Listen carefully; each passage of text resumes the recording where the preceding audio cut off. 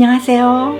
음악 초보자님부터 박사님까지 모시며 6천년의 음악 역사를 가장 쉽고 재밌게 강의하는 율곡 2의 자손 닥터 정 프렌치입니다. 오늘의 강의는 계엄령과 금지령. 얼마 전에 제가 정치와 음악에 관해 강의했는데 얼마 안 있어서 비상계엄령이 내려져 깜짝 놀랐습니다. 지금 대한민국은 아주 혼란스러운 상황에 놓여 있습니다. 미국에서는 뉴스마다 대한민국의 위기를 헤드라인으로 보도하고 있으며 분열되는 모습, 단결되는 모습을 계속 보이고 있습니다. 잠시나마 여러분의 스트레스를 풀어드리고자 아주 재미난 음악 역사를 끝에 준비했으니 끝까지 보시고 남들과 대화할 때 재미난 분위기를 만드시길 바랍니다. 저는 우파도 좌파도 아닙니다. 우파가 맞을 수도 있고 좌파가 맞을 수도 있지 않습니까? 그래서 저는 상황에 따라 올바른 쪽에 손을 들어주며 음악 역사도 그렇게 바라봅니다. 20세기 초 사회주의, 공산주의, 나치들이 등장해 자유를 탄압하기 전까지만 해도 음악가, 문학가, 예술가, 철학가들이 이 붓이나 펜대 하나로 나라의 질서를 바로잡기도 했습니다. 푸치니는 상원 의원이었고 베르디는 국회의원으로서 이태리가 이 단일 국가가 되는데 아주 큰 힘이 되었고, 이 계몽주의자 쾌테, 루소, 베토벤, 또 누굽니까? 슈베르트, 실러, 이런 사람들은 음악, 시, 문학, 철학 가곡으로 인류를 깨어나게 했습니다.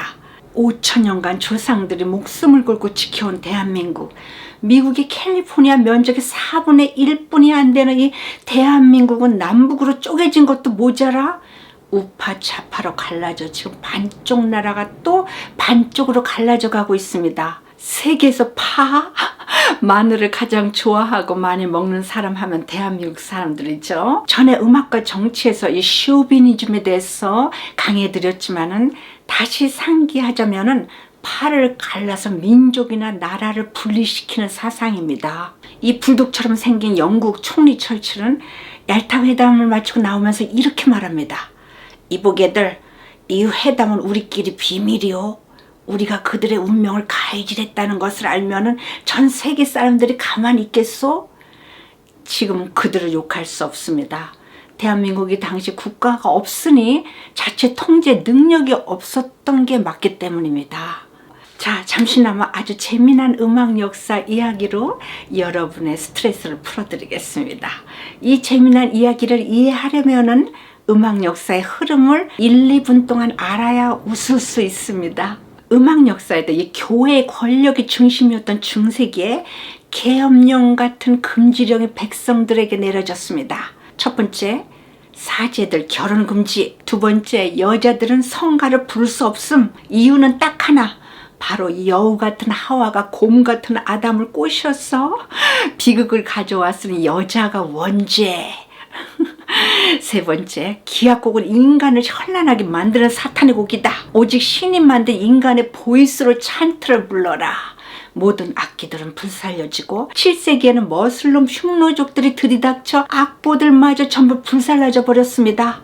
그 이후 기악곡이 없어지고 성가, 그레고리안 단선율, 그레고리안 칸투스가 가장 아래 성부에 깔은 그 다성부 악기 없이 부르는 아카펠라로 노래가 불려졌습니다.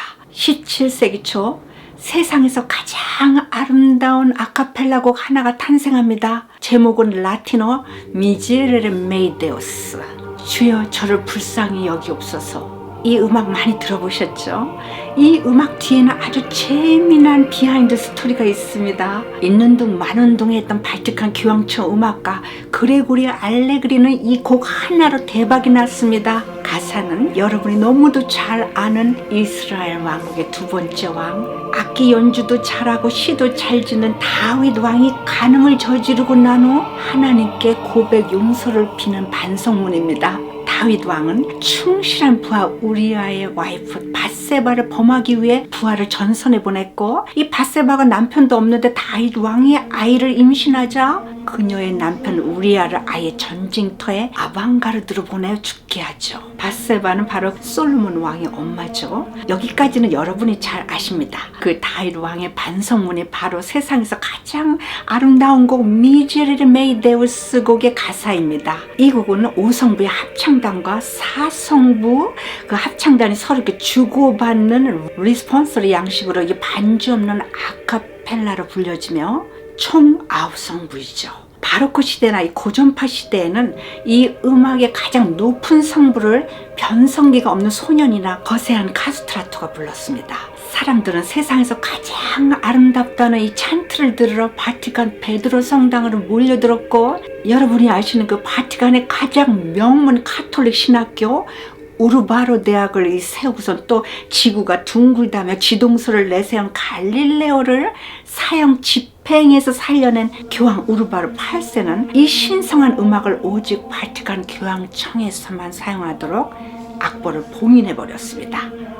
여봐라, 악보가 분실될 수 있으니 3개의 필사본을 만들어 각각 다른 장소에 꽁꽁 숨겨놓거라. 첫 번째 필사본은 교황청 음악가의 집, 두 번째 필사본은 당시 오스트리아 신성 로마 제국을 흔들던 그 합스부르크 가문이 관장하던 비엔나 왕실 도서관, 세 번째는 당시 교황의 말을 아주 잘 듣던 포르투갈 궁전이었습니다. 교황은 이 곡을 1년에 딱 3일 바티칸 시스티나 성당에서, 그것도 부활절 전 그 예수의 순환을 기념하는 순환절 그 3일간의 미사에만 사용하게 한 것입니다. 이 예배를 라틴어로 테네브레라고 하며 어둠이라는 뜻입니다. 테네브레의 예배가 이렇게 시작되면은 13개의 촛불이 켜집니다. 그리고 성가가 하나씩 끝날 때마다 이 촛불이 하나씩 꺼지며 가장 마지막 그 촛불이 꺼지면은 어둠 속에서 교황과 이 사제들 그리고 신도들 전부 바닥에 무릎을 꿇습니다. 예수가 3일간 누워있던 그 돌무덤 속에 어둠을 재현하는 것이죠.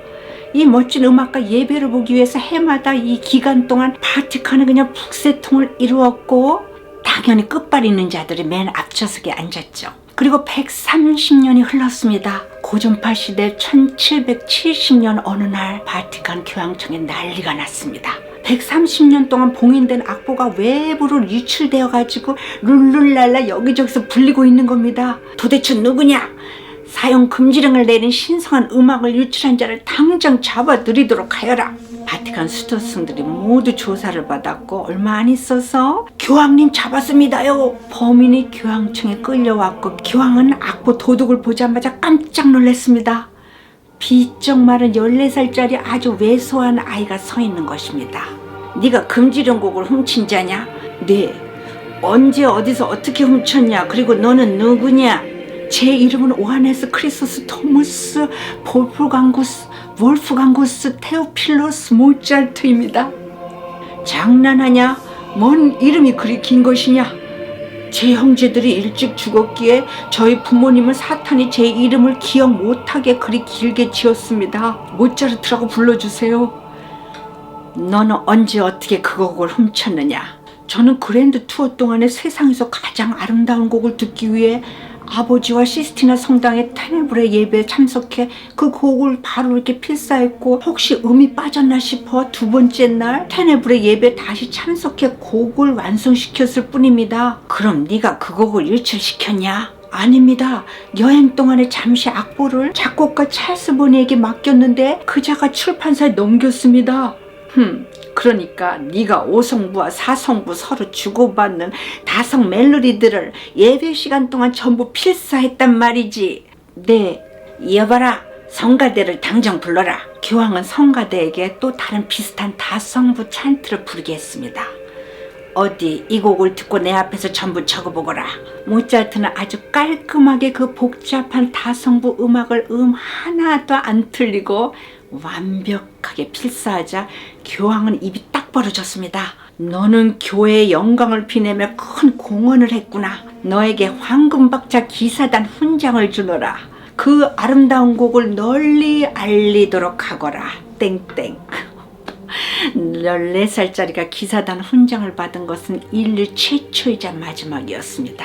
제가 아까 모차르트가 그랜드 투어를 했다고 했는데 이 그랜드 투어란 바로크 시대부터 낭만파 시대까지 이 금수저 자녀들의 해외 견학 여행을 말합니다. 낭만파 시대 금수저 괴테도 그랜드 투어를 하면서 이 곡을 듣고 너무 감동해서 이탈리아 여행기를 출판했으며 베를리오즈, 디제, 드비시 이런 음악가들도 그랜드 투어상을 받고선 이태리를 여행하면서 발트칸에서 이 곡을 들었습니다. 모차르트 아버지는 금수저가 아니라 동수저였지만 모차르트가 세상을 넓게 보도록 그랜드 투어를 몇 번 시켰고 아들의 기가 닳도록 이렇게 말했습니다. 아들아, 음악은 음식과 같다. 양념이 많으면 순수한 맛을 잃듯이 음악이 복잡하거나 장식이 많으면 천박하게 흐른단다. 모차르트 아버지는 이것을 음악적 테이스트라고 불렀고 클래식의 이 특징을 말하죠. 그래서 모차르트 음악이 심플하면서 우아하게 들리는 것입니다. 같은 시대 계몽주의 사상으로 이 전통을 다 때려 부신 베토벤은 달랐습니다. 뭔 고급스러운 취향, 순수 음악이란 느낀 대로 작곡하고 느낀 대로 연주하며 들은 대로 느끼는 것이요. 음악엔 양반 상론 같은 것도 없으며 좌파 우파도 없어. 음악은 음표 하나하나가 단결이 되어야 아름다운 멜로디를 만들어낼 수 있습니다.